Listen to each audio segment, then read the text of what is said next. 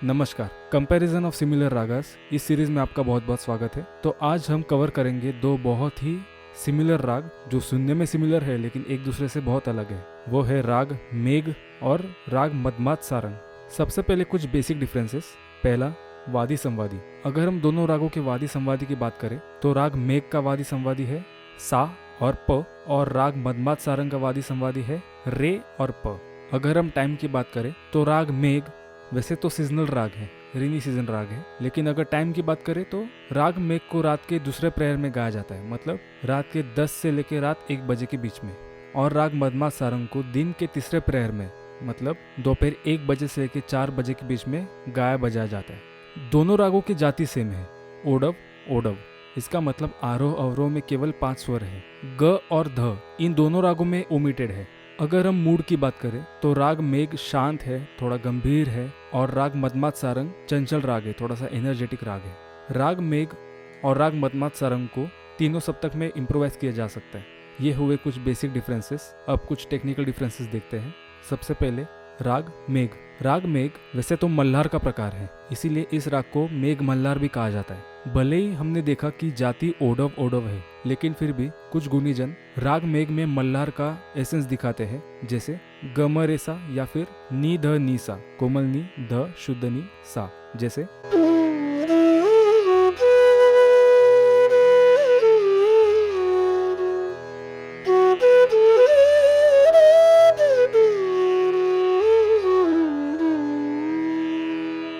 ये कोई कंपलसरी नियम नहीं है, लेकिन कुछ लोग उसमें रंजकता लाने के लिए मियाँ मल्हार के एसेंस को यूज करते हैं। लेकिन एक्चुअली राग मेघ में गंधार और दैवत पूरी तरह ओमिटेड माना जाता है। राग मदमात सारंग के बारे में ऐसा कहा जाता है कि जैसे राग वृंदावनी सारंग में दोनों नी लगते हैं, ठीक वैसे ही वृंदावनी सारंग में अगर हम केवल कोमल नी का यूज करें तो वो मदमात सारंग बन जाता है। ऐसा कुछ गुणीजनों का कहना है। अगला पॉइंट जो कि बहुत ही इंपॉर्टेंट कह सकते हैं वो है अंग।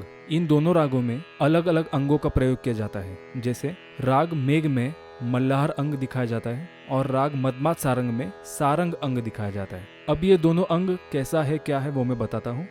सबसे पहले मेघ। मेघ में मल्हार अंग दिखाया जाता है, जैसे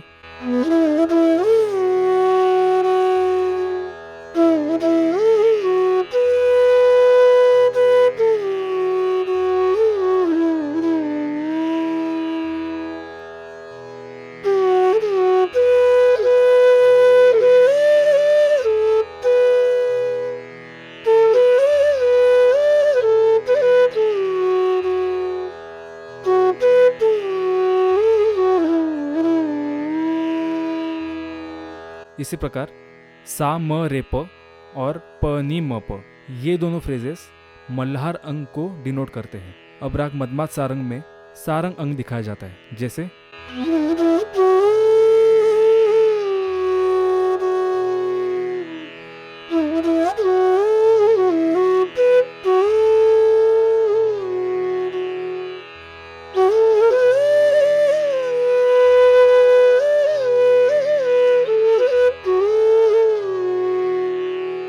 इस तरह रे म रे प नी प, ये दोनों फ्रेज सारंग अंग को दिखाते हैं। इस प्रकार राग मेघ में मल्हार अंग और राग मदमात सारंग में सारंग अंग हम देख सकते हैं।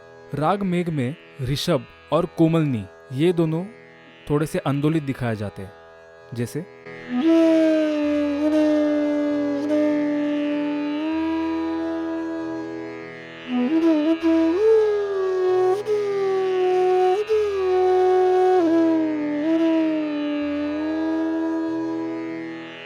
लेकिन राग मदमात सारंग में रे और कोमलनी को आंदोलित नहीं दिखाया जाता।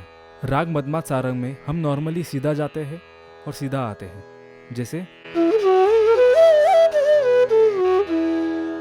लेकिन राग मेघ में हम कभी भी सीधे सीधे सा के ऊपर नहीं आते। जैसे हम मदमात सारंग में हम डायरेक्टली सा पे आ सकते हैं, लेकिन मेघ में डायरेक्टली सा पे नहीं आते। थोड़ा सा घुमा के, थोड़ा सा वक्र रूप देके हम सा पे आते हैं, जैसे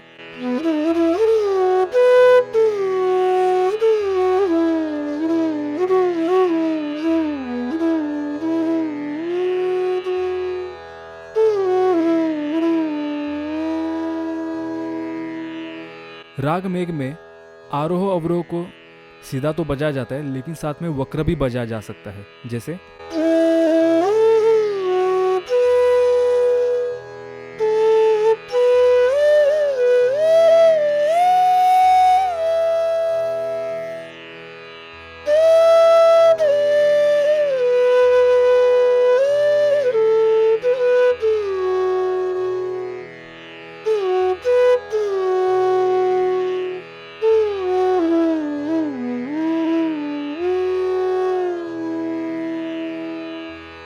लेकिन मदमस्त सारंग में आरोह अवरोह सीधा सीधा ही है। राग मेघ का मूड शांत है, गंभीर है, इसीलिए राग मेघ में ज्यादातर मींड, गमक का प्रयोग ज्यादा किया जाता है, जैसे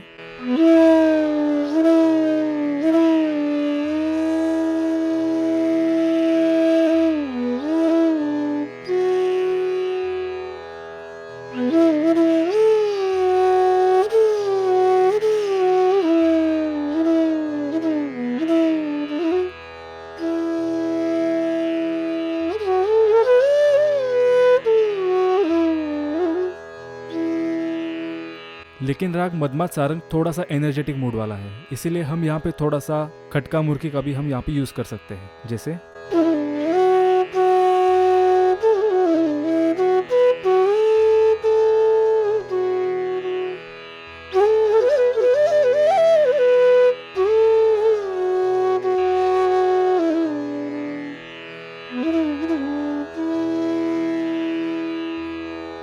राग मेघ और राग मदमस्त सारंग में मध्यम का भी अपना अलग अलग ट्रीटमेंट है। जैसे रे बजाते समय मध्यम का कण लिया जाता है, लेकिन वो कण का प्रमाण कम है, जैसे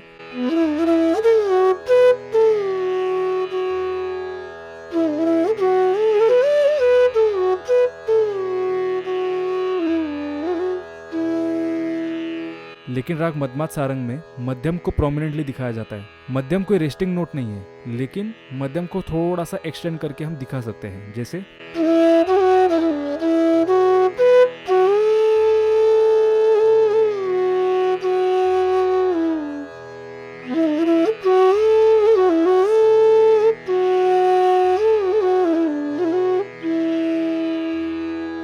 अब मैं इन दोनों रागों के आरोह अवरोह बजा के दिखाता हूँ। सबसे पहले राग मेघ,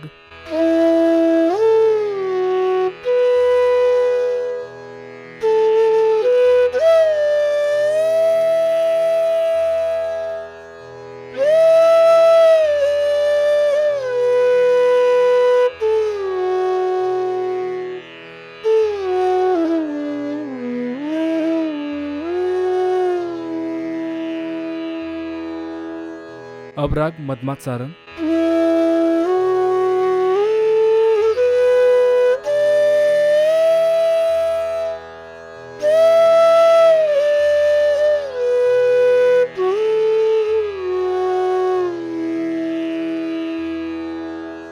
इस तरह इन सब बातों का ख्याल रखते हुए हम राग मेघ और राग मदमस्त सारंग को एक दूसरे से अलग रख सकते हैं। ऐसे ही इंटरेस्टिंग वीडियोस के लिए ज़रूर फॉलो कीजिए और इसे शेयर कीजिए। Thank you.